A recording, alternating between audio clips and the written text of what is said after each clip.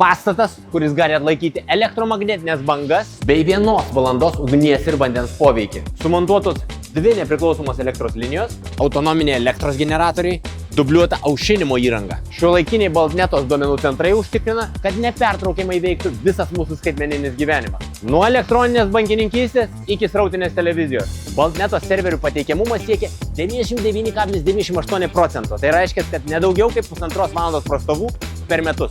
24 valandas per parą, 7 dienas per savaitę teritoriją stebi saugos darbuotojai per 68 kameras. Patikimai teritoriją riboja spygliuota tvora ir daugia pakopė praėjimo kontrolė. IT įrangai teikiama 21-25 laipsnių temperatūra ir 50 laipsnių santykinė drėgmė. Serviso darbai atliekami nestabdant aušinimo įrenginių darbo. Baltnetos duomenų centre taip pat sumontuota automatinė moderni gesinimo įranga inertinėmis dujomis, kurios nekenkia IT įrangai. Taip pat įrengti garslo slopintuvai ir viršslėgio sistema.